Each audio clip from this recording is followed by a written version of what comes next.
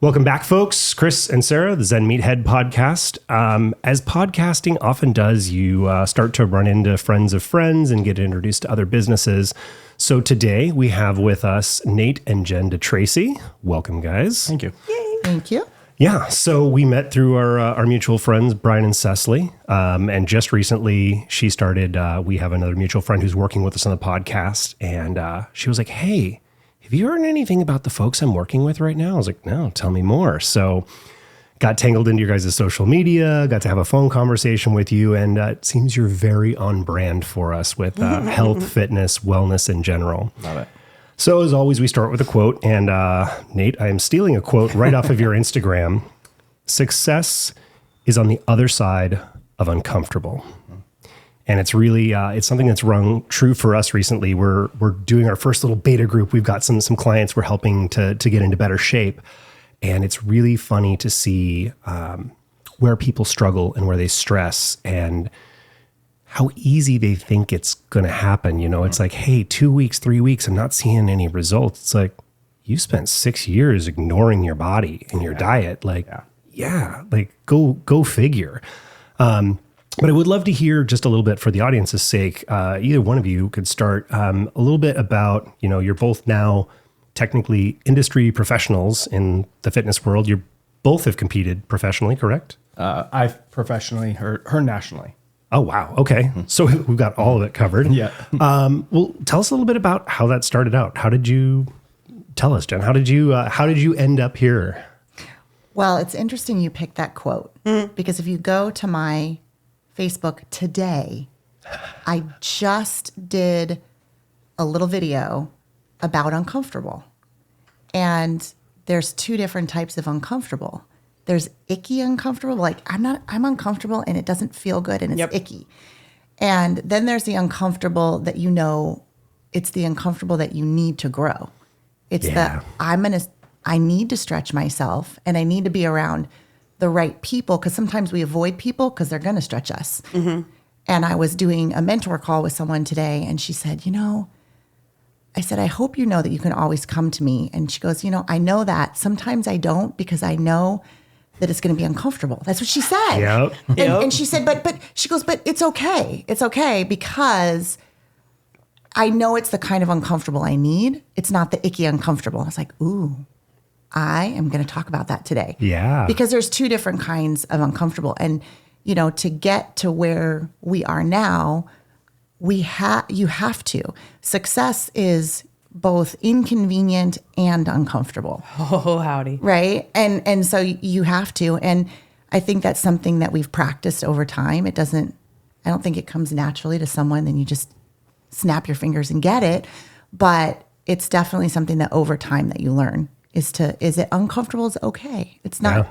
It's not going to hurt me. But there's and then there's a difference between pain and stretching yourself, right? Pushing a little harder to grow versus hurting yourself. Yeah. It's amazing how many lessons you can learn in the gym, because think about that, the uncomfortableness. You actually learn to love the uncomfortable, right? You learn to love to push yourself and feel that hurt, but yet you perceive it in a different way. Yeah. Right. After a while, you actually like that hurt because you know where it's going. So I think the bigger thing is seeing the vision past that. And that's what changes your perception. Getting used to that uncomfortable. Mm-hmm. And that's exactly it. That's why I love the gym so much is if I go in and beat myself brutally in the morning, I've set the tone for the day. Mm-hmm. I decided how much I'm going to suffer.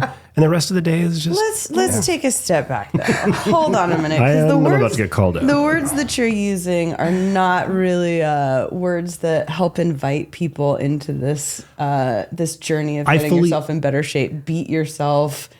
I'm a bit of a masochist, in all fairness. Like I do. It doesn't have to be like that. It absolutely doesn't. It's true. Oh, I thought you were going to say it absolutely does. You're like, you got to kill yourselves. No. But it's so easy, especially, if you've got a job, kids, all the stuff going on. It's really easy to get like mired down in all that. You're not taking care of your body and you just get used to hiding more and more from the pain. So I feel like by grabbing the bull by the horns sometimes, and it's just like, I've got some monkey energy in me and I'm going to go work it out now. Why do I feel like I'm the bull in that analogy? You never go though to the gym, and I've asked so many people this. Do you wish you didn't go? They're like, no, I'm so glad I went. It's just hard to get there. Yeah. And my favorite part of working out is being done working out. And I'll bounce out of the gym. I'll be like, yeah, it's my favorite part. Got it done. So how did you get into all of this? Like, you do high school, you do some college, I assume.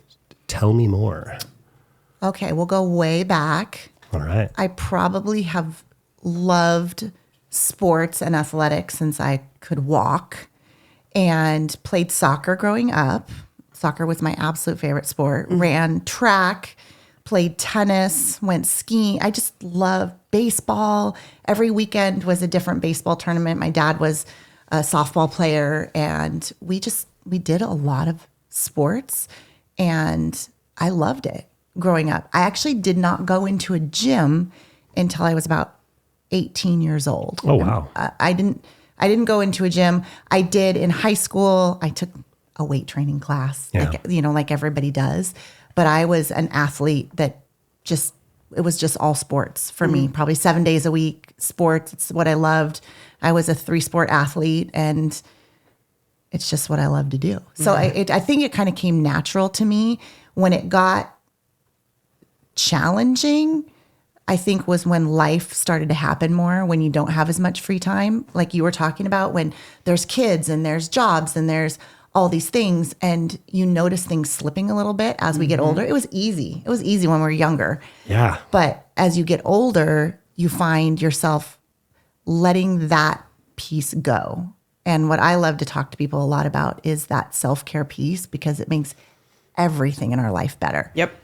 How we take care of our kids, how we treat our spouse, how we, our confidence, how we hold ourselves up with our shoulders. Everything makes a difference when you feel good about who you are inside and out. Yeah. Yeah. And it's interesting that in a lot of the messaging we get, it's not even not a focus. It's so far down the list that people feel guilty even considering it, And I growing up, I was a single mom for a while and trying to figure out how to take care of her and how to take care of everything and how to take care of me. And I was always last. Yeah. Yet it's the most important. It is. Yeah. But it's not only for yourself, but you're setting a tone for the people that are following your footsteps, the people that are watching you, your kids. Yeah. If you don't take care of yourself, then you're teaching them not to. Exactly. But you have to have the presence of mind and the ability of energy to be that introspective, right? Yeah. So, and a lot of people aren't there yet. Yeah. How long were you a single mom? Well, that's an interesting question. Legally, not very long. Energetically, probably about 5 years. Okay. Okay. I was for 8 years. Yeah, it's a lot. So, yeah. So you get done with high school, deep into the athletics game. What comes next? What comes next is career. Definitely career came next. And so I started out in real estate when I was 21, went to college at UW, didn't finish because I so badly wanted to be an entrepreneur. I quit college for a direct sales company. And people, wow. I know, and people, oh my God, you did what? You did one of those things, right? And here we are 22 years later. Wait, I don't even know how many years later. We'll count it in a minute, but 22 to 25 years later. And, we'll get into it, but we've crashed and burned in businesses and built 2 multi-million-dollar businesses in direct sales. But I wanted so badly to be an entrepreneur that I just was drawn to it. And so 2 years at UW, and I quit for something that I probably did for the next 2 months and then was done. Right. And then I found myself selling real estate. That's when real estate came in. Sold 3 houses my first weekend, thought it was the best thing. I'm in. This is great. This is the best thing I've ever done. And then didn't sell a house for 4 months. Yep. And so I did love that. And, it's a long story, but, then, I find myself 8 years later with 2 kids at my mom's house. So we just skipped a huge piece of my life. Right. There's like, we got to have time for Nate. So I find myself, living back at home feeling like I'm so behind. I felt like everybody in life had to be ahead of where I was because I dropped out of college. Now I have 2 kids. Now I'm a single mom. Now I'm not married. And I'm 28 years old. And I felt that was the point in my life where I almost felt embarrassed because here I am living at home. I think, of course, everybody has their own story, but I'm in the worst situation out of anyone. The car, my hand, I want to turn this hand in and, I want a new life. And that's where my determination from sports when I was younger and that self-discipline and the determination that I meant for more, that's when that kicked in. And I'm really glad that happened to me because it happened for me. Exactly. Right. And some people think of these things in their life where it was so bad and they had to get through and I broke through, but it happens for you so that you can find something that's supposed to be in your life that's far, far better. Mm-hmm. And so that piece of time when I was 28, and Nate will talk about his, that was the catalyst to being really successful. Because at 28, I was not yet really successful. I think I had it in me. The potential was there, just like it is for all of us. There's this potential inside of us. We just have to find it and bring it out. And a lot of times it takes a major struggle to find it and get it out. Mm-hmm. So I just kind of jumped ahead, but that was just this had a couple defining moments in that year to 2 years of my life that made all the difference. When I tried businesses when I was 18 and failed, that was part of the reason why when I tried them at 28, I didn't fail. Yeah, you had the experience. And yeah. Well, how about you, good sir? Well, let's see. Where do you want me to start? Like bodybuilding, like with the love of bodybuilding? Yeah, I was kind of like, when did, your journey go from just a hobby and a meditation into a business? Well, I would say, first of all, I fell in love with bodybuilding in 8th grade. My mom would bring me to the gym. We had a little portable set up at our school. Yep. And it was like a total Rocky thing. Like you would go in and have to turn on the heat. It would be cold. You could see your breath. And just the high school football coach would show up and lift with me. And it just turned into a relationship, almost like a father figure kind of thing, right? Like you're trying to prove something to somebody.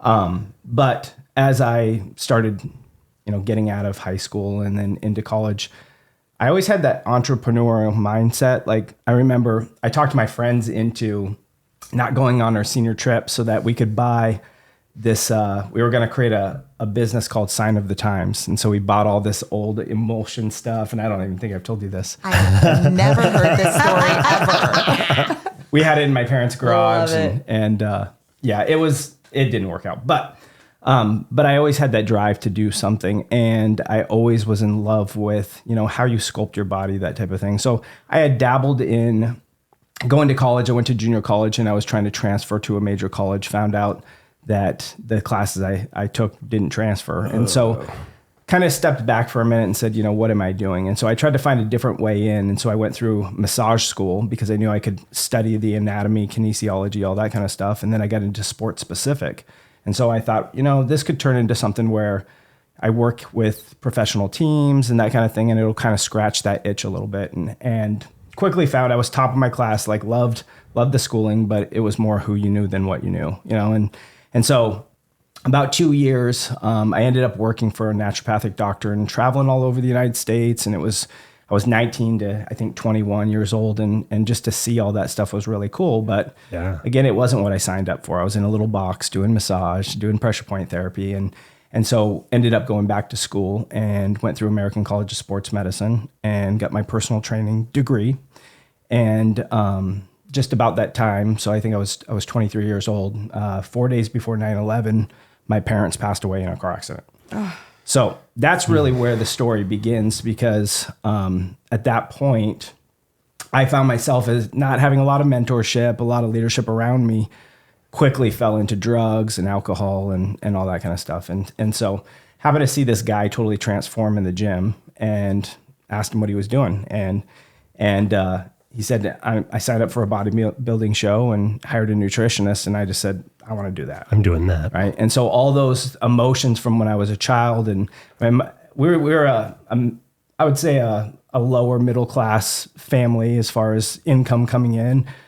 My mom would get old magazines from her friends that she worked with that were bodybuilding magazines, and then I would cut them up and make collages of them and that kind of stuff. Yeah. Yes. And so that all that stuff started kind of circling back, and I funneled all my energy, my sadness and my loneliness and my anger and all that stuff into bodybuilding, and then quickly grew kind of a name for myself because that was what I was focused on. And so became a national level competitor and then eventually a professional. And when you do that, obviously people want to know what you're doing. Oh yeah. Right? So I stepped into nutrition, and I had a Max Muscle supplement store at first with a private studio in the back. And a couple years later outgrew that and opened up a full-size gym, 2006. And then the crash happened in 2008. And all of a sudden I realized I don't really know what I'm doing in the marketing space, And so I was a great trainer, nutritionist, psychologist, all those kind of things, but I didn't know how to get people in the doors, right? Because you got a 15-mile bubble and all the other gyms are lowering their prices, and it was tough at that time. So that's really when she kind of stepped in. She actually came to my gym as a personal trainer and was doing this side gig at the time called. Yeah. And so she came in and kind of pitched it to me, and me being a bodybuilder and owning my own gym, I just had a little bit too much ego at the time. You're like, Okay. And just kind of pushed it away. He can tell his side in Go the sell crazy somewhere else. We're all full up here. Yeah. But here's the reality is, she stuck around and was personal training there, and I'm watching her from afar, and, all of a sudden she's making $5,000 a month. And then all of a sudden she's doubling that, and she's starting to train less and less. And I'm struggling, right? Like, and nobody knows that I'm struggling. And that's, I think, one of the biggest things that I really like to hone in on is a lot of people live these quiet lives of desperation. Like, we don't know what's going on, behind the curtains. And so, when I started seeing that, and also the culture that she was building, it really started becoming attractive. And then that's kind of where we started joining forces, I guess. Mm-hmm. Yeah. Yeah. He asked me one day, he said, "What are you doing?" It's exactly like that. What are you doing? And, I think that, well, first of all, if I go back, when he finally did that, he stuck me in a room with professionals. I was not I'd never done a show yet. And he stuck me in a room with professionals. And I just remember standing at the front of the room and having to give a presentation.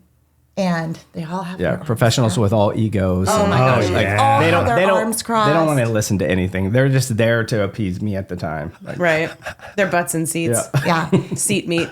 And it's it's one of those things where when you make a decision, you keep going, right? You just keep going. And I think so many people these days, I hear these things like, "I'll try." I'm like, that is not a decision. I hate that word. I know. I just despise that. It's like a bad word.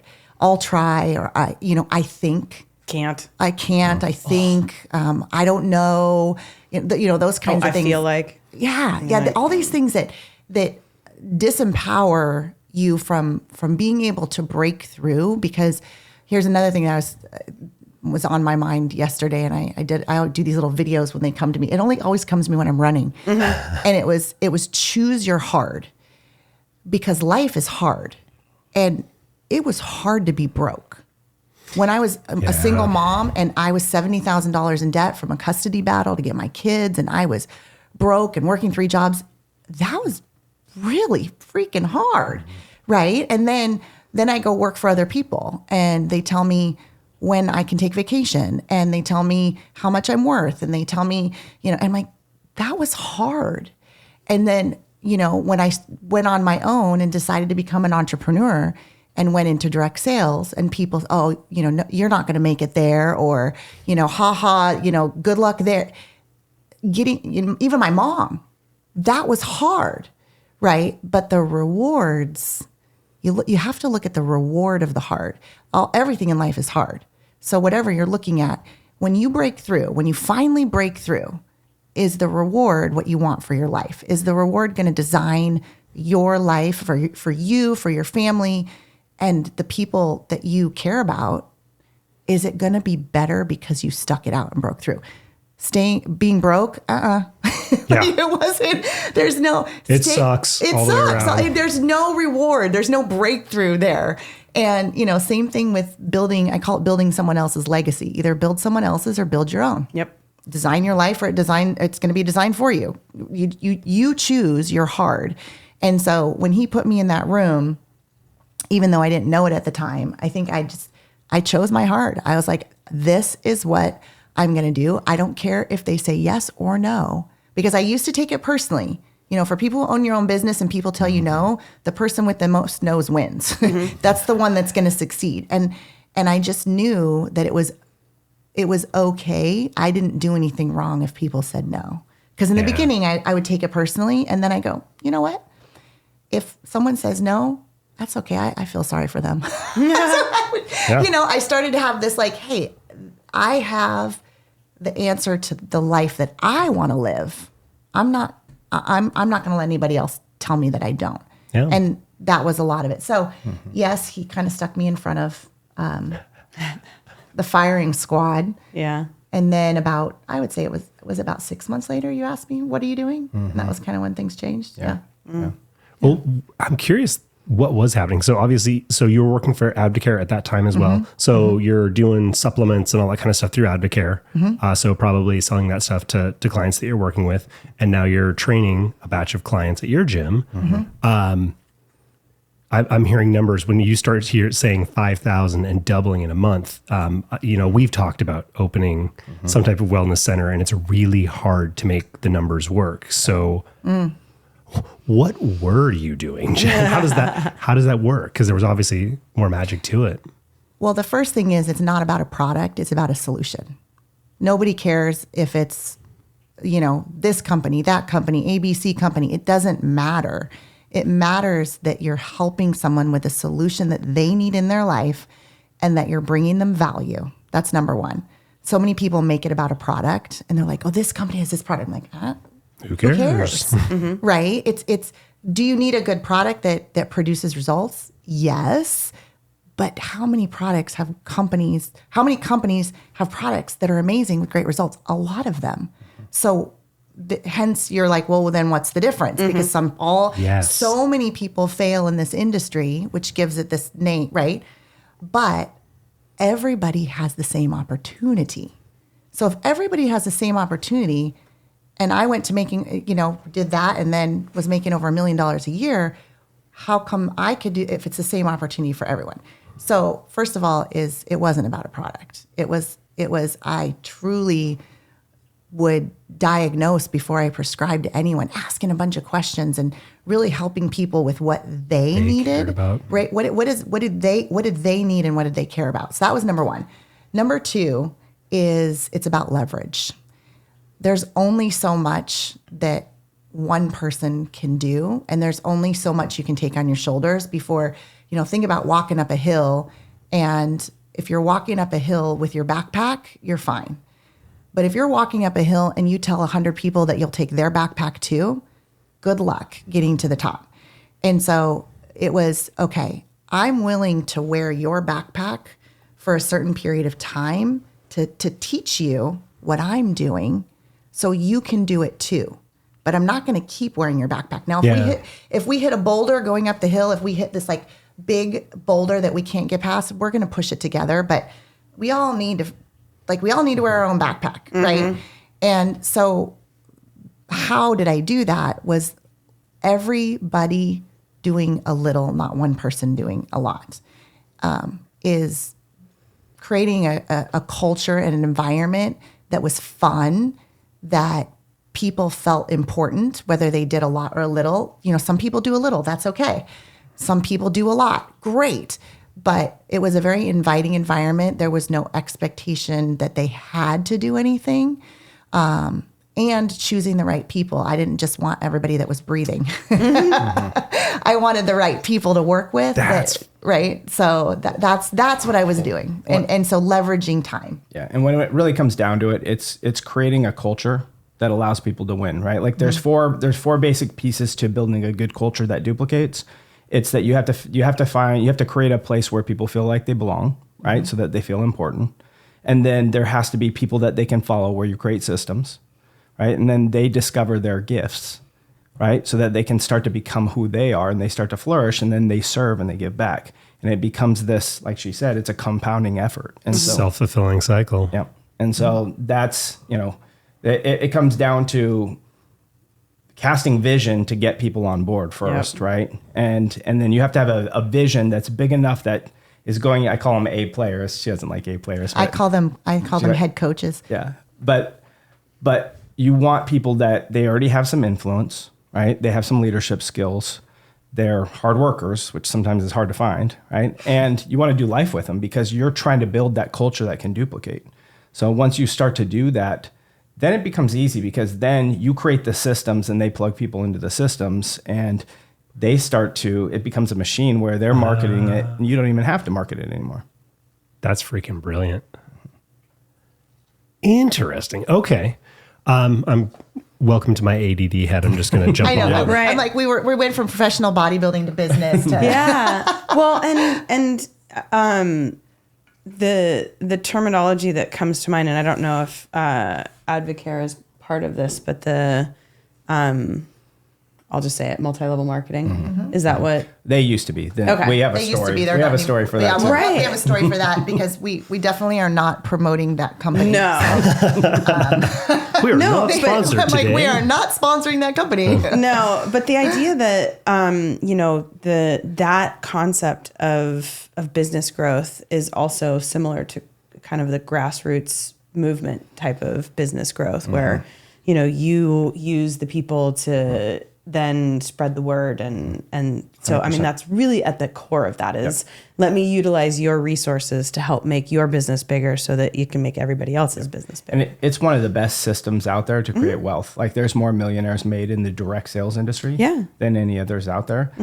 So to go back a little bit back to that story, two things. Number one is what we did when we joined forces is she understood how to build culture, right? And I was still trying to learn that stuff.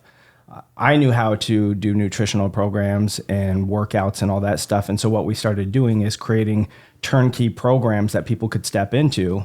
And it's really what separated us kind of from the rest of the company is because we could give them good products, but they had a system in order to use them, right? And they could pass that system on. And so right away, we started creating a name for ourselves as being kind of the gurus of that company, which, fed into who we were and our leadership and that type of thing. But more importantly, for me, she brought me to one of the first leadership retreats, and that's what they do a lot in these types of cultures, right? In the direct sales industry. And from the time that my parents died to this point was about 9 years, and my outer shell looked amazing, right? People wanted to follow me because of that, but I was very dark inside because I hadn't learned how to like sift through that stuff. And so what I saw here was, she brought me to this retreat and they had this optional Sunday service where they were just talking about the Bible. And they're like, you don't have to believe to belong here, but just come in and let's talk about this stuff. And so I sat down and I hadn't gone to church since I was little. I used to be an altar boy, but had lost my way in that. And there was just these men and women that were willing to pour into people. And it wasn't because they were trying to necessarily earn income off of you. It's because they understood that when you build culture and you build people, that the money will follow, right? Because you're building good people that's going to become attractive. And that's really what grabbed me. I was all in after that and actually had pushed bodybuilding away after that because I saw bodybuilding as a place of darkness for myself, that was very superficial. And it's something different for everybody. But for that period of time, that's what it was for me. And then I was all in and it was off to the races. Yeah, it's interesting because the way that I kind of frame it is if I can feel the agenda of someone's interest, like if I know that they're trying to guide me somewhere for their gain, I'm less interested. But if it's altruistic and helpful, I'm just like, heck yeah, I'm in. Well, And that's what's really interesting now, like as we train people, is how do you teach somebody to be intentional to reach out to people because you want to help them in an area. You're trying to connect a solution to a pain point, right? So you're trying to get them to use your product. However, if somebody says no to you, can you still be the exact same person? Can you still love on that person? So you don't need that. You don't need them to say yes. You want to because you know you can help. Yeah, because you know you can help, right? And you're eager to do that. But if they don't, you're totally okay. You're neutral, right? And that's the challenge in that business because the good and the bad in direct sales is anybody can do it. Well, and you're so invested. Yeah. Yep.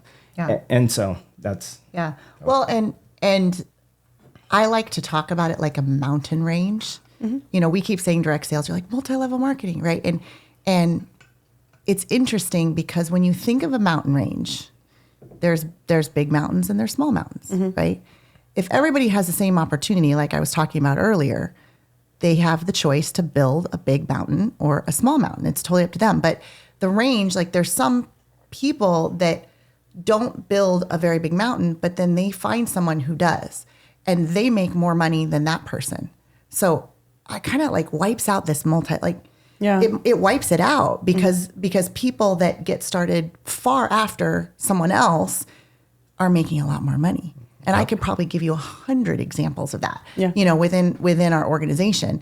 And so I call it a mountain range. And then I say, okay, think about Costco or think about Nordstrom's or think about somewhere that you start at the cash register or you start as their janitor and you work your way up and you work your way up and you work so hard and you work there for 20 years. Will you ever be the CEO? Never. You can't. You cannot be the CEO of someone else's company. But when someone starts a direct sales business, you become the CEO from the day you start. And then you do with it what you want to do with it. And don't worry about somebody else making any money.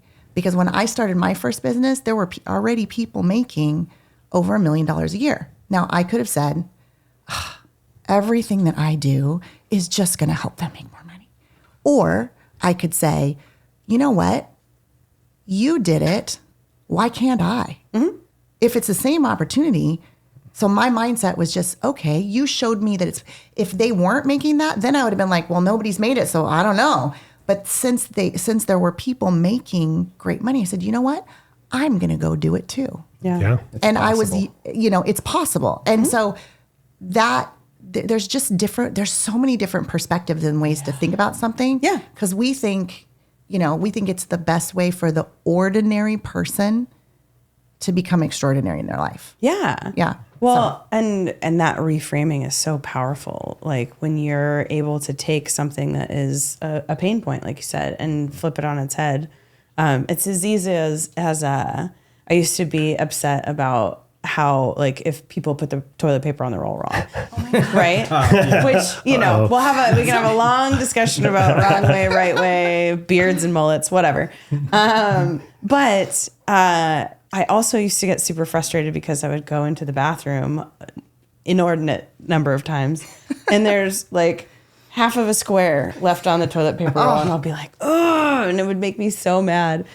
And then all of a sudden I was like, oh, wait, but if I change the toilet paper roll, it's going to go on the way that I want. So just reframing that one little piece, and now it's no longer an annoyance. It's actually an opportunity. I love that you say that because, so I always get up early. Like I'm an early riser and she's usually up an hour and a half later. I get up at 6. Ooh, you are an early I know. riser. And I always feel like I'm behind because I get up. I'm like, but I get up at 6. The reason behind that, I'm a little dyslexic. And so when I have that quiet time, I can really concentrate and that type of thing. So I like to get up and have my alone time. So, but one of the things that we learned early on in just success is, you know, everything starts from the very beginning, right? Like the way that you structure and so one of the things is making your bed, right? Well, yeah. I thought you were going into toilet paper. Now you're going into bed. Right? We're all over the place here, folks. I was waiting for a toilet paper story, but I know where this is going. I know where this is going. So Jen doesn't always make the bed. And so I would come down after I got up, read, did my stuff, and then she was off doing her thing and the bed's not made. And so for a period of time, I would get so mad and I would be making the bed. And then I shifted my perception to this is time that I could spend actually praying over my family or doing something like that, where it actually became something that I looked forward to. But then here's the funny thing is then she started making the bed and then I started getting upset about that. Then he's mad at me. Like, This is my time. So you got to learn to evolve. So now, Right? we've gone Exactly. for full circle. We make the bed together. Yes. So you're getting up at 4:30? Oh, I love it. No, I come he back comes down. back down and waits for me, and then we make the bed together. I love it. One of the things that I started changing the way that I say is, hey, honey, will you do us a favor? Oh, I love it. Yeah. Can I borrow that? Absolutely. Okay.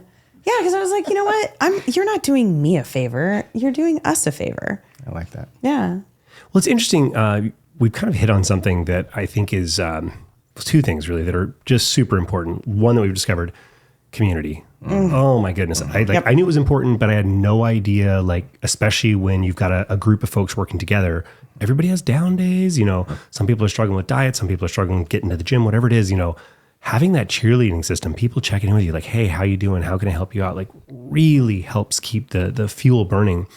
But one other thing that we noticed, so you guys don't know a ton about us, but we both were more classically built. We were classic Microsoft engineers for a long time. We enjoyed going out and we worked hard and we partied hard and we didn't pay much attention to. Yeah. So in the last number of years, we made this transformation, and we both have tried to make this transformation a bunch of times the years before. Mm-hmm.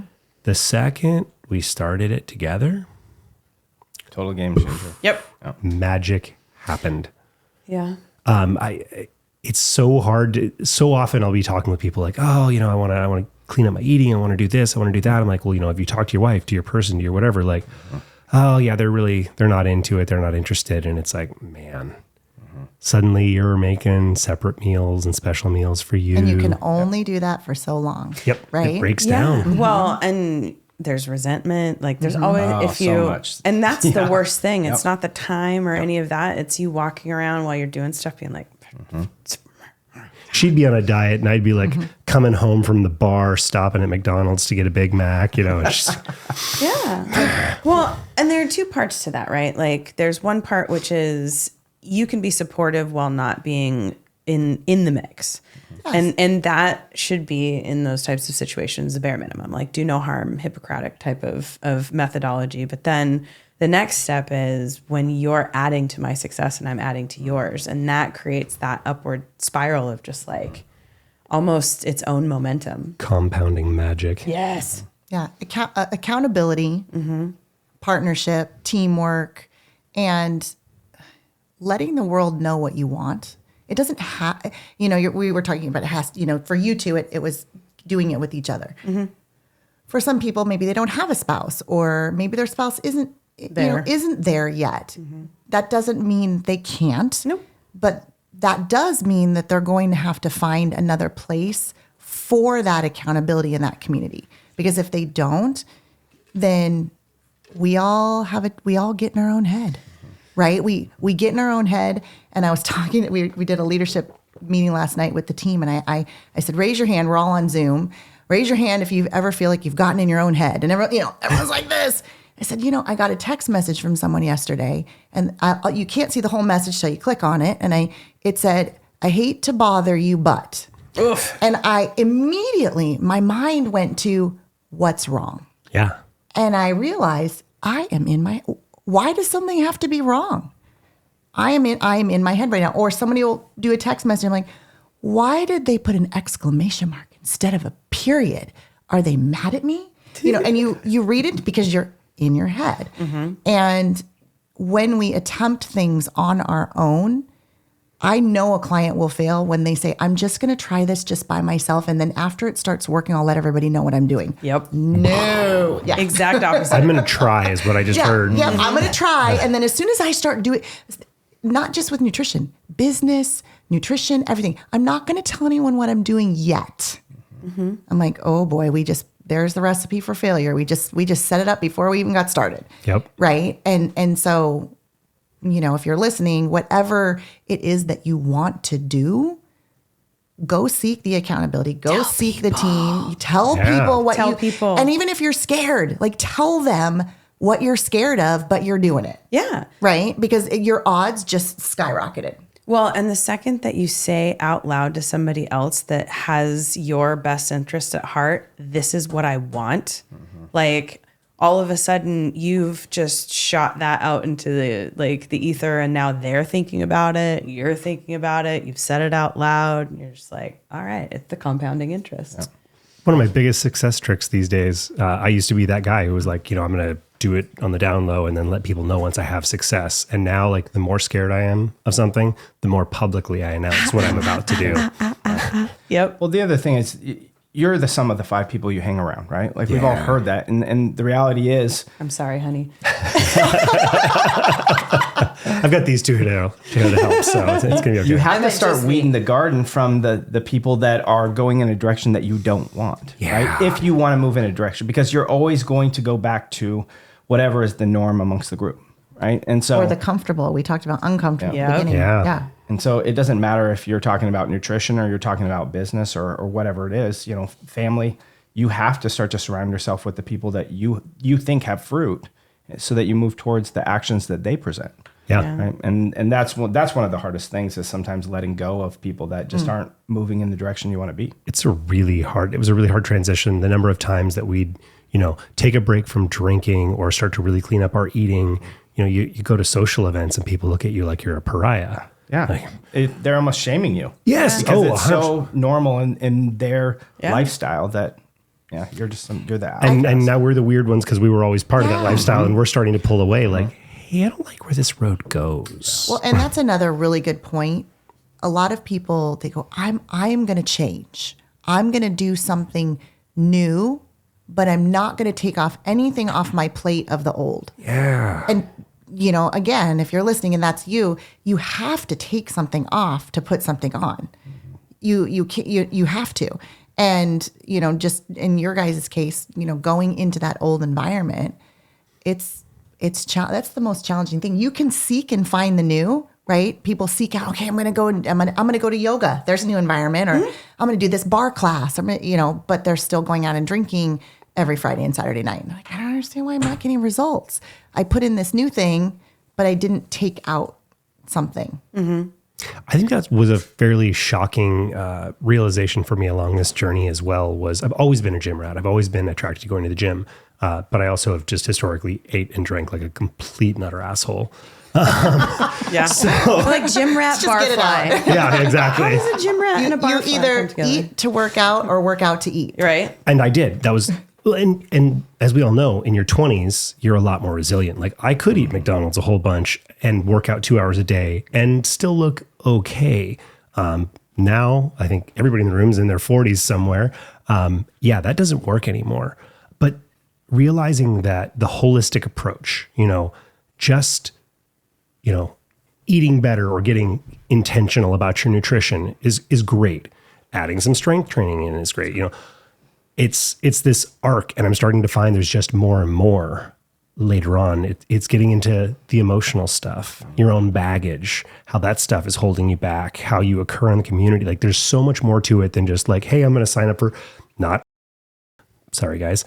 But something else, some little program doesn't guarantee success. You have to start to identify as a different human being, because if I continue to identify as the party guy who eats fast food constantly, it's not going to have success in the goals that I'm looking to head towards. Yeah. Well, and you're always at opposition with who you are at that point. If you identify as something, but you're trying to be different, there's a dissonance. Taking a shot of whiskey after a big bench press and saying "feel the burn" doesn't have the same effect. I'm not gonna lie. I have been known to be seen smoking a cigarette after climbing a rock wall in Spokane. So that was a long. We're aiming to be better. Yeah. Baby steps. Yep. So, as I glanced around on stuff, are you guys Evolve Life by Design? That's still going strong? No, is that your primary business right now, or? So Evolve Life by Evolution. We'll see how this evolved. Evolution was the name of Nate's gym. Okay. In Bellevue. And then our first LLC that we opened when we started doing really well was Evolve Life by Design. And it's kind of changed now into Evolve Life. is what our brand is. And so that carried through because about 4 years ago, we haven't even gotten to this part, but we did do a complete just career crash and burn and rebuild everything. Wasn't our idea, wasn't our choice, but it was something that was thrown at us, and we said, oh my gosh, let's do it. Well, it was a have to, not a want to at that time. We can get into that. And what happens in life when you aren't ready for a change, you didn't ask for a change and it comes anyways. Yep. And so we made a major shift. And so we kept Evolve Life by Design has been our foundation that we built. And here's the thing, when we, in 2019, when, how do I say it nice enough? Okay. Well, made a decision. They were not publicly owned, they're privately owned by a family. And they made a decision that they were going to cut out all of the leadership in the whole company. Yeah. And let it all roll up to the company. And let it all roll up to the company. And they told us, and they gave us 2 weeks. Wow. No, it was 2 months. They gave us 2 months. And they said, and so here we are making over $1 million a year. And they're like, you have 2 months. Yeah. And basically figure it the out. Structure of it, Yeah. we figured it out. We'd make about $1,000 a month. Moving forward. Like they changed, they didn't, I wish they would have closed their doors. I'm just like, I don't mind now 4 years later putting this out in the universe for whoever's listening. I wish they would have closed their doors, but they didn't. And so here we are 2 months later, now $1,000 a month. Mm-hmm. And so we had to act fast, but here's why this kind of parlays into the Evolve Life by Design. We thought we lost everything. We're like, oh my God, 14 years, we lost everything. And talk about it was like something passed away because we were angry. And then we went through all this, and then it was grief, and then it was sadness. And we went through all these stages, but I had to go through them in about 5 days. Yeah. because here's why. Is that turbo grief? It wasn't about turbo grief. That's a good name for it. Why? Because when you're in a leadership position, you got to go through turbo grief because it wasn't about us. We had a whole team of people saying, what are we doing now? What about us? What about us? And so we interviewed 12 different companies, and everyone wanted us because of our success. But what they didn't realize is we are nothing by ourselves. Gotta have the And team. nobody asked us about our team until the 12th one.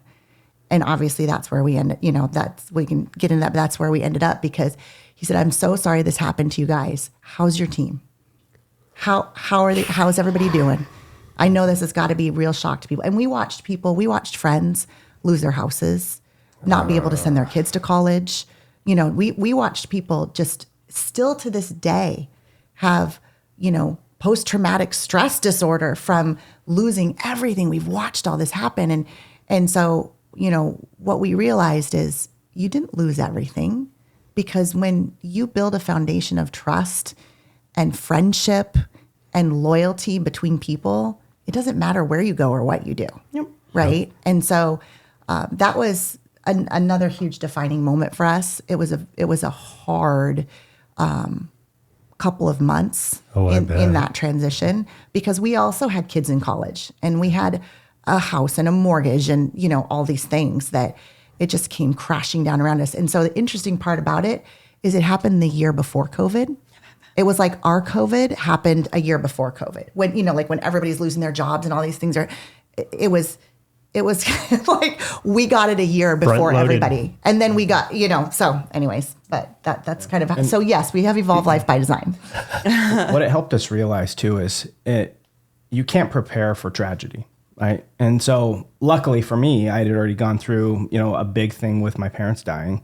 And this was very similar to that, right? In a little bit different spin, obviously. But like she said, we saw very, very high level leaders just fall apart and crumble and their leadership disappear because they had never been through something like that, And so one of the things, the promises that we made to ourselves is whatever we do, it's going to be watched, right? And it's going to be duplicated. And so we could either utilize this to stand out or we can crumble like everybody else. And so it kind of gave us a sense of purpose during that period of time. So it wasn't just, mean, anybody can fall to the trap of anger and disappointment and all those other things. And instead, we just put our head down and said, okay, what's the next step? What's the next step? And then we just kept talking about relationship and talking about culture and talking about doing something amazing together, because when we come out of this, it's just going to create a story that you could forever share. Yeah. And in 2 years, we built what we did in 14. Damn, that's awesome. Which was pretty cool. It's pretty cool. Yeah. So you guys get together, the gym, personal training, both of you, you're working with, you guys start mixing that all together. You guys basically bank your life and career on the business, and then you've got your own stuff, you're working with it, and that completely crumbles and falls apart. Completely. So you spin it. You go looking for companies similar in concept to same type of product lines, that kind of stuff. Yeah. So kind. Nate can take that one. Yeah. So, I mean, we interviewed different direct sales companies. However, we felt like, direct sales, there's different ways to look at it. And the reality is most of them are built exactly the same. And what really stood out to us in this last one, it's a company called Modere. Is two things. Number one is us now being in our 40s. We felt like, before we were sports performance and weight loss, and it was easy for us because we were in the fitness industry and we were the young pups. But as you start to age, and everybody now is a guru on social media that's lost weight, that has done a show, that was a former athlete, right? And so now you have all this competition. And so the company Modere was really known for the collagen and anti-aging. And we felt like that was another great step for us to take, where we could really build a platform. So that was the first thing. The second thing was the company actually 8 years prior, or I guess back then it was 6 years prior, or something like that. They had taken an old 30-year-old company, direct sales, and they thought that the model was flawed. Like we talked about, it's a great structure to build wealth. However, the majority of them are self-consumption models, meaning you bring somebody in and you say, you know what, this is kind of like a Costco membership. You pay a fee and we can build your discount up, and they become a distributor that's not really a distributor. They're a customer. They're a customer. They're purchasing products. But yet, because they're a distributor, we treat them like distributors. And so there's this constant pressure, which is why direct sales gets a bad name, right? And so they saw that was flawed, and they said, how do we flip that? How do we make it so we're a consumer-concentric business as opposed to a self-consumption? And so they created something called social retail. So it's kind of a spin-off of direct sales, where the focus, 85% of the people buying products are just customers, and they don't see anything about the business, so there's no pressure on them. And then it leads back into what we were talking about before. If you're connecting a pain point to a solution, now it's very easy to be like, hey, if it's not for you, totally cool, right? Yeah. Like there's no pressure of doing the business or that subconscious feeling. At that point, it's just a storefront. Yeah. Yeah. That is slick. Yeah, I did write that down. Connect a solution to a pain point. So I swear to God, I'm paying attention. No, that's brilliant, because it is so succinct, right? Like, here, let me help you, and that's what good people managers do. It's what good business people do. Like, you're helping remove the roadblocks for other people's success. Helping remove the roadblock. One of my favorite sayings is, the obstacle is the way. There's actually a book. Ryan Holiday writes that book. Have you read that? No. It's called The Obstacle is the Way. And it's so good. I like that. Because if somebody's not where they want to be, we keep flopping back and forth between nutrition and business and all these things, but it doesn't matter. It doesn't matter. If they aren't where they want to be, there's an obstacle. And that's the way. That's the way to them getting what they want. Right. And so when Nate was talking about a puzzle earlier. When someone says no, or someone says, I can't because of this, or someone says, well, I'm concerned about this, or whatever it is, my answer is, I'm really glad you shared that with me. Now, most people are like, oh, okay, it's not for you. Sorry, I'll stop talking. Yeah. And my answer is always, hey, I'm so glad you shared that with me, because, if you're really wanting what you shared with me, you're really wanting to lose 50 pounds. And if you're really wanting it, the obstacle is the way, right? Whatever you have done hasn't worked. And so we'll have to, are you willing because you just shared with me all your concerns, right? You just shared with me why you can't or why you'll try or why you won't. How badly on a scale of 1 to 10 do you want what you just said you want? And if they're an 8 or higher, I will help them get through it. If they're less than an 8, I'm like, you know what? You don't want it enough, because if your goal isn't a necessity in your life, you're not going to achieve it. You're not going to do it. You're just not going to get it. And so it has to be an 8 or higher. And then they have to realize that their obstacle is, that's what I'm here to solve. Mm-hmm. And so when someone's really successful with people, it's because they're solving their they're taking their obstacle and they're helping them get through it, versus what most people do. Well, they said no, so I just didn't want to, I didn't want to pressure them. Mm-hmm. And I'm like, there's actually this thing called good peer pressure. Mm-hmm. You ever heard it? You go to a party, you put yourself in bad peer pressure, right? Like, but you get in front of a coach of a sports team or something like that helps you get to a next level, or a teacher in your life and they push you. That's called good peer pressure. Yeah. Right. It's like when people say, oh, no judgment. You're like, no, you need discernment. Like there is a difference between judgment for negative purposes and judgment for positive purposes. Like, let's not just throw it all out. Mm-hmm. But my boss actually said something that really stuck with me. The resistance defines the solution. That's good. So good. Right? Ooh. And I just kind of went, ooh. But. So I want to come back. You had mentioned that this new company is in the anti-aging. Mm-hmm. And that's something that I started exploring a number of years ago. I was ironically diagnosed with low T, not related to anything other than terrible sleep. And it took them like a year of nonsense to figure out before a doctor finally was like, hey, let's check your testosterone. Yeah. And I've been knocked unconscious a bunch of times. So my body just decided that we're done producing that stuff. So started into that realm. And I, like you, had been, my brother was a kind of like an amateur bodybuilder growing up. So muscle magazines, all that stuff. I was really into it. I was always fascinated with steroids is what they were called then, but hormones. Yep. But it was always, number one, I have a horrible needle fear, which I've had to get over. Yeah. And two, it was so demonized in the 70s and 80s. You're seeing people that are taking horrific doses for way too long. They're not doing it smart with doctors, this, that. So we got all this bad stuff. When it turns out, done properly with a doctor, monitoring your blood, checking those hormone levels and adding some other, peptides and other things in can not only just help a little bit, but can tremendously transform the quality of someone's life. So I know you'd mentioned the collagen peptides that your company deals in. Now, are they like a full meal deal of like hormone type stuff, or? Yes. So we have a liquid collagen. And so essentially that's what our company is about is something that you can ingest. And so what they did is our CEO and her father came up with something called BioCell years and years and years back. And so she split off from him and created a liquid BioCell. So, how it's different from some of the others that are out there.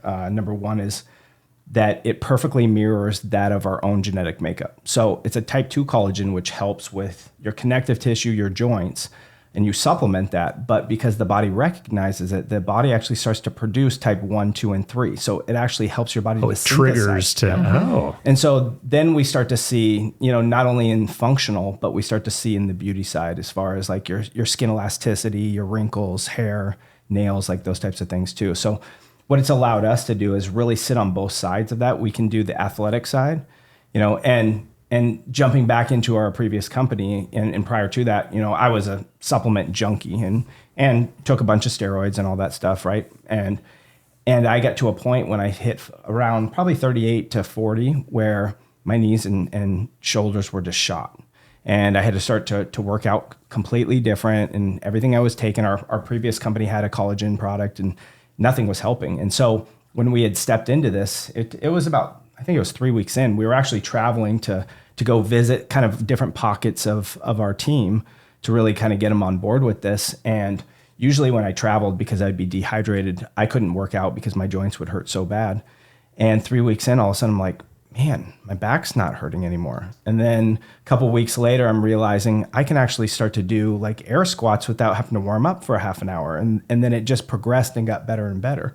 And so once that hit, I was like, okay, we made a good choice as far as the company and who was running it and what they stood for. But to have that type of product that we felt like, man, I can tell this story all day long. Exactly. Yeah, that was huge. Makes it really easy. Yeah. So no hormones in that product. Yep. But, as we age, 18 is when our collagen, our hyaluronic acid, those both start to drop. Hyaluronic acid is, when you look at a baby and they have those cute little cheeks and they're so puffy and you just want to squeeze them, and their skin is vibrant. It's not, it's just plump. So vibrant and there's the word. That's plump. That's HA sitting underneath the skin. So if you want to get rid of wrinkles, there's a lot of topical HA things. But when you ingest HA, then it's coming from the inside out. Interesting. Right? And it's filling in some of those fine lines and wrinkles. But, for me, I was diagnosed with tendinopathy. It's overuse of your tendons. So if you're an athlete and, I just started I couldn't sit through a movie without my hips hurting. I couldn't. Don't look at me. No, me. Oh, you? Okay. So both of us. So it's overuse. And I mean, if we went on an airplane, oh my gosh, I'd be so uncomfortable. Yeah. And it was just an aching all the time. Deep. And so I stopped doing squats and lunges because I couldn't. It would hurt so bad afterwards. And so got diagnosed, had the MRI, and they said, there's nothing we can do. Nothing we can do. So same thing as him. And, you have to believe in what you do. So, I get on this collagen and I'm like, okay, is this really going to do anything? And I had overplucked my eyebrows when I was younger because it was really cool. And my eyebrows started to grow back in. I'm like, well, that's cool. Like this. But when my tendinopathy started to just dissipate, and I'm like, what is going on? I am not feeling it at all. And it's almost like you don't even realize it until you realize it. Right. You're in so much pain and then it's gone. And so, it's just relief. we both had very personal stories that meant a lot to us. And there's a lot of science behind the product. And there's a lot of collagens that have followed. So I love that this company was the leader of the innovation of the collagen trend. Right. But nobody can match it because of the patents on the molecule of collagen is very large and the molecule of HA is very large. They measure it in these things called microdaltons. And so the average collagen molecule is 10 to 15 microdaltons.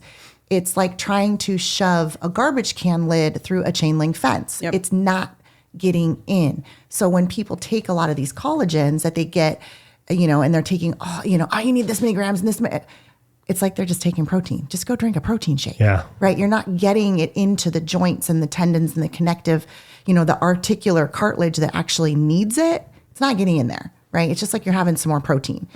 Ours is 1.5 microdaltons. So it's about 10 times smaller. And they have a patent on that internationally. And so, not only does it synthesize, trigger the synthesis of more collagen, it's actually getting in to where it needs to. Because we were like, well, why are people taking these other collagens and their hair might be a little nicer and maybe their nails are growing, but they're not feeling it anywhere else. What's the difference? And so we started to really dig into, well, I'm a why person. I remember first time Nate trained me. He's like, if you ask why one more time, because I said so. I'm like, but I want to learn. I want to, I want to know what's going on. I'm the dictator. Yeah, I'm like, why are you making me do that? Why is this? And so again, that's the same thing we do with any nutritional supplement that we are going to take or recommend to our clients. Absolutely. There's a lot of why is it put together that way? Why is there that ingredient in it? Why is this? Or because all of those little things matter. Is it synthetic? Is it natural? Are there any preservatives in it? Are there any artificial colors or flavors? And a lot of people don't know those things, but they expect, if they're coming to someone for advice, then they expect you to know those things, right? So, or at least, know where to look. Yeah. Or know, know where to look for them. Exactly. I've got wicked achy Achy joint syndrome these days. So I'll tell you what, I'm gonna. And we'll get you going. We're gonna take a shot of this and figure it out. Well, and one of the things that I found out over the course of some of my recent years is I have some Genetic. Well, yeah, like my soft tissue doesn't stay together the way that it should.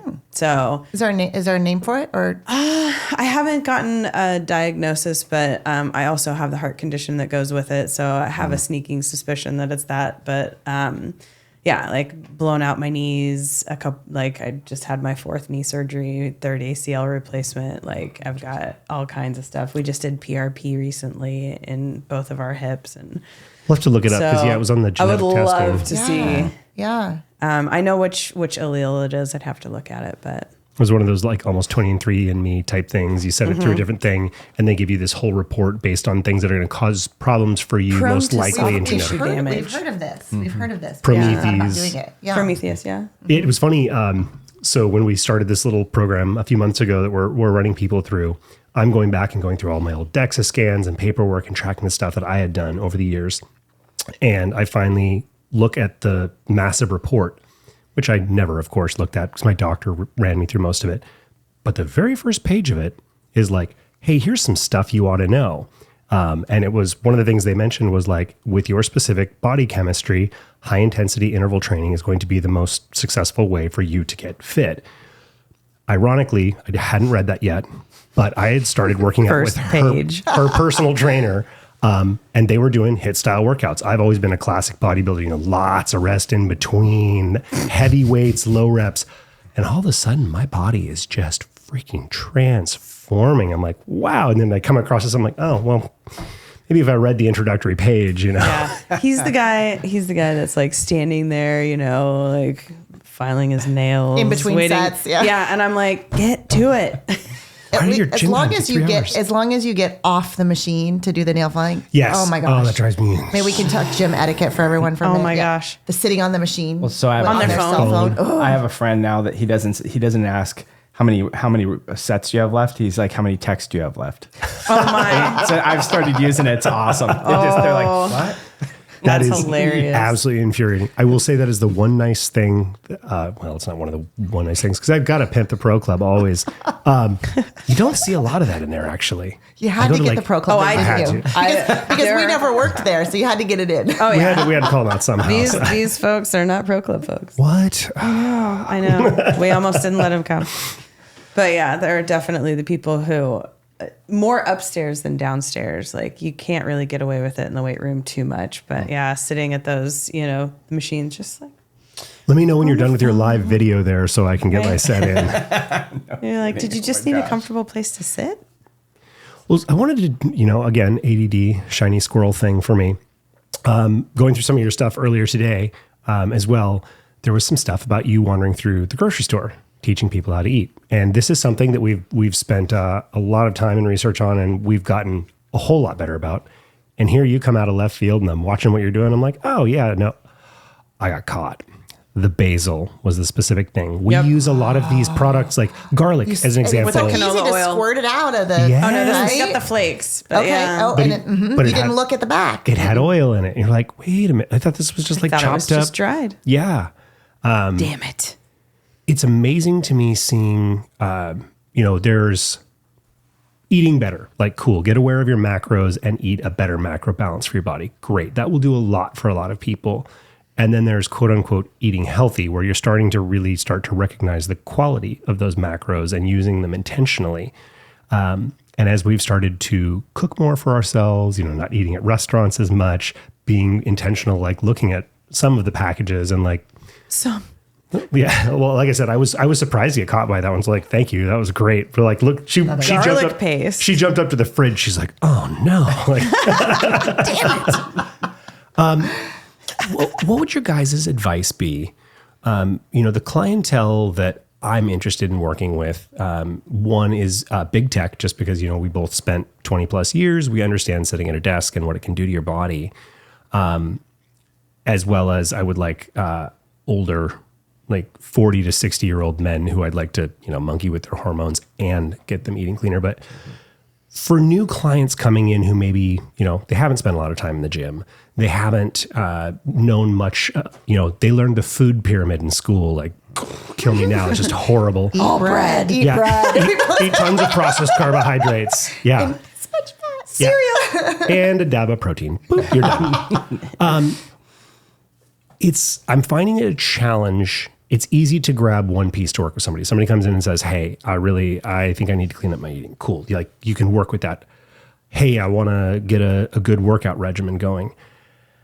How have you guys found success in terms of kind of getting an arch? Because you've got to get some food stuff in there. You've got to get some movement stuff in there. And you've got to get some kind of like headspace, whether it's a meditation, like whatever it might be, but like getting aware of yourself, aware of your body. You start to combine these things and a few other things, and that's really when the magic happens. But it seems like most people, between the schedule or whatever it might be, or just a lack of commitment, they're in that like, I'm in a try stage. Have you guys found anything that really have tips, tricks of like, there's a lot of people that we want to motivate, and it's like, Can we start? Sure. Because I got a loaded answer for this. I'm like, I have a loaded answer for this one. Well, first you got to ask enough questions to someone. And my first question always is, does structure scare you or does it excite you when we're talking about this subject? Because you've tried things before and it hasn't worked. Are you this all or nothing person that you jump into the program 100%? You're sitting on the couch eating pizza one day and they're going to the grocery store and prepping their food, and it's from 0 to 100. Yep. That is a recipe for failure, right? Because they didn't warm up. They just went right in the game. There's turkey. No warm up. And so finding what somebody is willing to do before we start. Nate and I have always known that if we don't educate someone, we failed them. There's a lot of companies out there. I'm not going to, I won't bash any of them, but if they just give you food and say, here, do this, you're not learning anything. You might lose weight and that's great, but if you don't learn how to live the lifestyle, and is that going to take a little more effort on your part? Yeah, it is. And so our philosophy has always been, we've got to get the person educated. And so we've made plans that they do have structure. They say what to do and when to do it and how much. And then, I've recorded tips for every single day of the program that are mindset tips. So they don't even have to think about it. That tip comes on their phone, they click it, and it's this little, 3 to 5 minute video that's going to help them through that day. That's not the eating or it's the mindset piece of it, because that's super important. So we've done all the pieces, but guess what? People still fail. And right. And so recently we were approached with something that we said, absolutely no. And then we changed our mind. and then we changed, because here's why. For decades, we've been like, you got to get educated. You got to, you have to learn and stick with it and find how to be consistent, all these things. It's a process. And it's a process. Not a quick fix. It's not a quick fix. It's a process. You have to go through it. And we've watched people try and fail and try and fail. Like you guys did, try and fail. And the program is amazing. But the people that follow it, oh my gosh, they're transforming, right? Yep. But how do you get someone to follow it? You have to increase someone's confidence and hope first. And in this day and age, I don't know if it's COVID or what, people want fast and they want now. And we kept telling them, no, you need it to take time. So we it's kind of like we gave in and we said, okay, if we can make a program that is fast, not a quick fix, but a quick start where you go, I just have to get through 5 days. Like just get me to day 5. And all of a sudden their confidence increases. They have this hope and like, I can do this, because even if it's the 30-day program, they get to day 12, 13, 14, oh my God. But I've had people on day 3 of our new program. They're like, I knew I just had 48 more hours and I could do it. And they're losing 5, 6, 7, 8 pounds in 5 days. And they're like, oh my gosh, I can do this. And so then we're transitioning them to a next step. And this is again, a new thing that we actually just launched in May because we were very against, we didn't want it to feel like a quick, it's only 5 days, right? So we didn't want it to feel like people were getting off easy. What we wanted to do, right? Because it does take so much longer. Yeah. But then what we're doing is, okay, now we're going to transition you to the lifestyle piece of it. And what we're doing is we're attracting more people that would never say yes to a 30 or 60 day program. That would they just wouldn't do it. They're doing it. And when we say more, like it's since May 30th, 108,000 people. It's been 1,000 people a day. It's crazy. Well, I checked the numbers with our stats yesterday morning. It was 108,000. Wow. That's insane. But it makes, like the second you said it, it makes perfect sense because if I have no faith in myself, I'm like, fine, I'll give this 5 day thing a try. I lose 5 pounds in 5 days. Like you have me listening intently. Now they're listening. And it's just this, it's all mindset, right? Yep. There's so many different ways to lose weight. There's keto and there's paleo and there's intermittent fasting and there's carb cycling and they all work, right? Yeah. Well, it's the mindset. That's the crazy thing. Let's go back to leadership because leadership, you have to be pliable because things are always changing, right? And the reality is our mindset was, hey, this is long-term. This is, we're creating lifestyle habits here. But the reality is that our phones have trained us to have a short attention span. True. Right? And so if we keep bumping against that, then we're going to lose at some point, right? That's why Blockbuster is no longer, right? Because they just kept doing the same thing as the world was changing. And so it really kind of challenged us to say, okay, well, how do we get our foot in the door? With a person. Yeah. And it's the same thing within our business. I mean, honestly, I don't think I do our business to help people get on products. I do our business because I truly love to minister to people. And that allows me to get my foot in the door. Well, the same thing in this, right? It's a stepping stone to something else. So we do that within the programs is if we can help them in 5 days, now we've built a little bit of momentum. Now they want to take a next step. And then we can say, okay, well, now we have a 30-day one. Now they think they can accomplish it because of what they've done. Yeah. Well, and I still, every time we talk about this, I feel like the second you're able to get control of your body and be able to have autonomy over how you treat yourself, it's like everything else just starts to fall into place. Things get easy all of a sudden. It's weird. I wouldn't say not easy, but easier. Yeah, fair enough. So, yeah. Well, another question I had, Nate. I heard musings and rumors that you might decide to grace the stage again. Yes. Tell me more. Yeah. So as I told you, well, let me say this. That's his best pose, by the way. At least I think so. You're like, I like it. Coming up through bodybuilding, like it never for me was about the show. Like I hated doing photo shoots and that kind of stuff. It was always about that journey and that challenge. And it also, for me, it was a healing type of moment for me, or I guess a vehicle for me.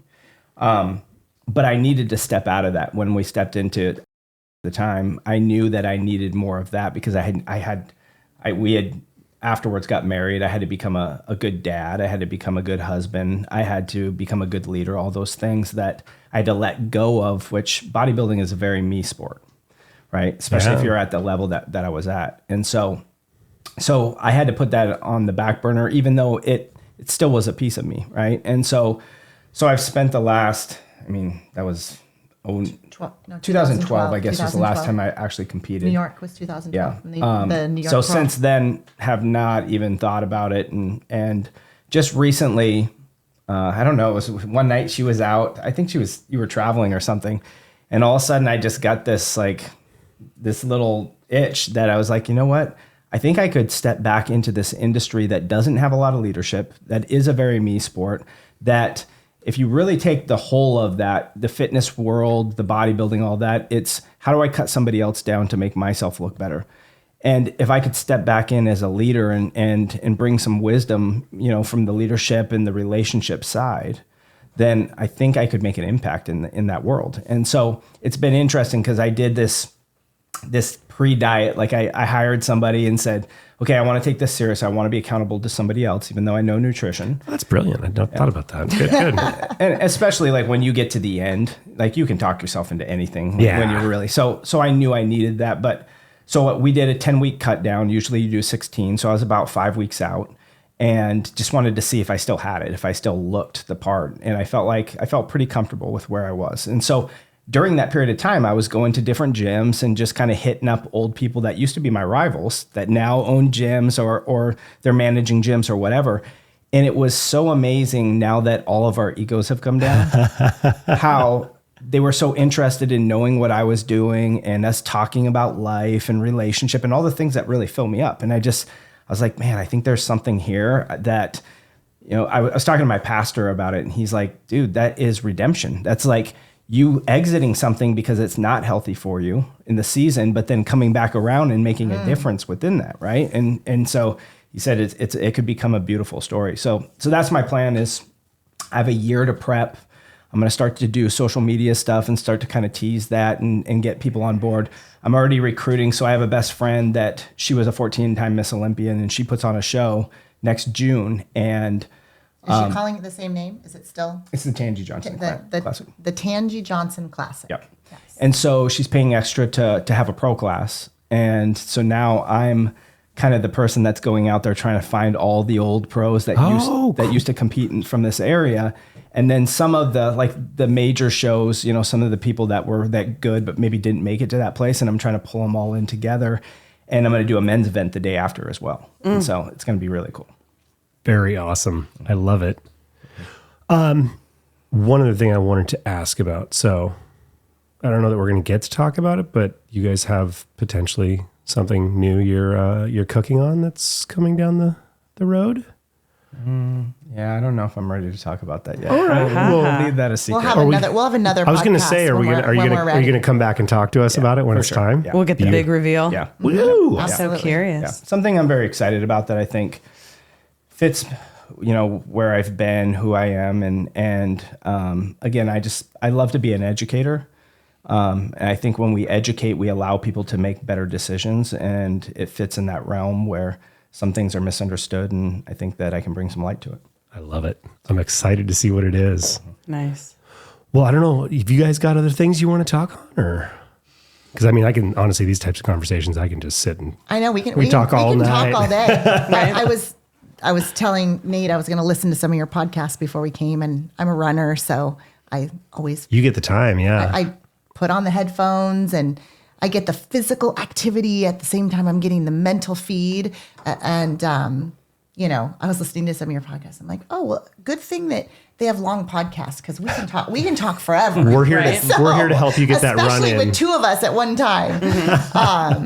We, anything that we can, what we love is we love to add value to people. And that's why we just said yes when you guys asked us to do this podcast is we love what you guys are doing here, and your whole goal is to add value to people's lives. And we don't get that everywhere. So and a lot of times we have to seek it. It doesn't just magically show up in our lives. Like I want my life to be better, and I want good things and positive things and value to come into my life. Well, what are you doing about it? Go do something about it. Go find it. Go seek it. And I love that that's what you guys are doing here. And so we love to be a part of that. We're using you partially as a blueprint because, you guys have your steps ahead in terms of this. And this is, it's so exciting as we get into it because people are just responding. They love it. And Well, and people can feel when you are genuinely excited for their success. Well, I think somebody that does that really well, Joe Rogan. Boy, howdy. That's how this all started. Yeah. And really? The very cool thing his boyfriend Joe. What I love about him is he's just so interested. Yeah, he's curious. And when somebody is that, you can feel that genuineness, and all that's going to do is benefit other people. Right. Yep. And I think there's been a period of time where as a culture, we're too proud to say we don't know something and ask questions. And so that's what I really love, how podcasts are really becoming more popular. Yeah. It's a big lesson. I've come newly into management at Microsoft. And one of the biggest pieces that I was surprised to learn about is vulnerability and how how powerful it is to just go, you know what? I need help. Or I screwed up. Or I screwed up. Yeah. You know, that actually, people say things and I'm like, oh, you know, we think a lot of times that we need to, as a leader, impress someone for them to follow. And most of the time it is inspiring someone, not impressive. And that is what takes that vulnerability that you're talking about. And that's something that I had to learn. I am a recovering perfectionist. Me too. Yeah. And was a great thing for part of my life. You know, it helped me, Superpower. It was a great superpower. It was my superpower, and it was also my enemy at the same time. And so I had to start to recover from that because I wouldn't get vulnerable with people. I wanted to look like I had it all figured out and had it all together. Well, if you're trying to build a business where people have to feel like they can do it too, and they only feel like you can do it, that doesn't work. You failed. Right? That doesn't work. And, oh, you're really good at that kind of stuff, but not me. I'm like, so when I started to get vulnerable and share, you know, that I'm not perfect and this is not easy, but here's how I broke through or here's what I did, all of a sudden, people were inspired. Yeah. And it was this amazing shift in my business that I remember very distinct shifts. It's almost, you know, like that line in the sand where you just step over and it never goes back. Yep. And that was one of those shifts. I had my brother-in-law, when I was making, you know, we were talking about numbers, but I had just hit that $10,000 a month mark, and it was more money than I'd ever made in a month. And I was like, I am rolling, you know. Yeah. You know, now I look back on that and I'm like, oh my gosh, how do we survive? Like our mortgage is more, especially in this area. Yeah. You know, but at that time I was like, I am and I was confident and I felt good. And my brother-in-law just knocked me down. He said, Jen, I wouldn't want to do what you do because you're never present. And he goes, I don't care how much money you make. And I went, So I tell people I'm doing this to live a life by my design, but I'm showing people that I'm not. And it got tied into that vulnerability of like, what am I showing people? Right? And that was another defining moment, like step over that line. And you have to recognize those in your life. And I think a lot of times people are so oblivious to the signs that help transform your life.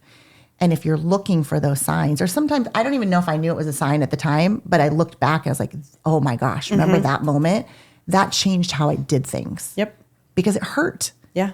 And a lot of times it's something that hurts. I'm like, because that hurt. And I didn't like the sound of it. And so I changed things. Yeah. Well, and for me at least, it's not enough to be vulnerable. I have to be vulnerable about being vulnerable. So I have to call it into attention so that people know that that's what I'm doing, because I can be vulnerable and be quiet about it. And at that point, you know, yeah, I took a risk, but is it really a risk? So at that point I tell people like, hey, I'm being vulnerable. Like I'm asking for help. And it just like in those situations at work where, you know, things are piling up and I'm getting farther and farther behind. And I feel like if I don't deliver on these things, then I'm going to look like a jerk.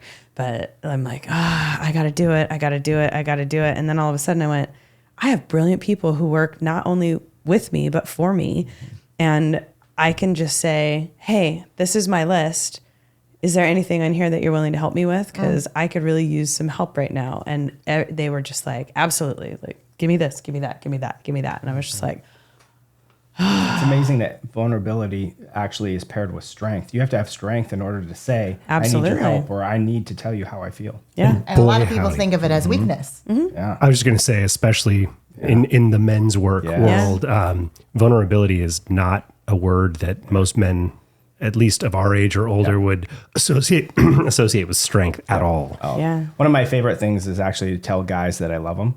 Yes. It just, at first, it's weird to them. Like I had a guy, we had this men's group call for a little while that we were doing. And usually I'll do like a 4-week period.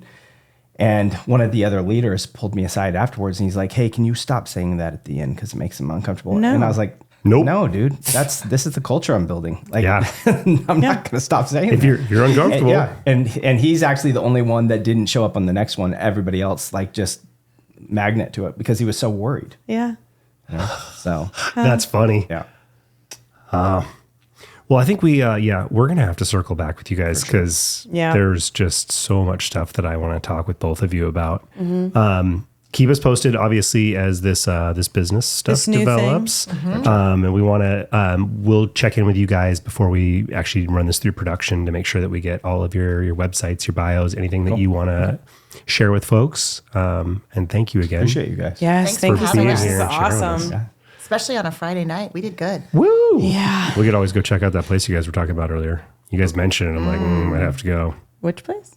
Ubas. Ubatuba. Yeah. Yes. Best Mexican food in Redmond. Boom. Everybody, love you a long time. Bye. Stay elevated, everyone. Thank you.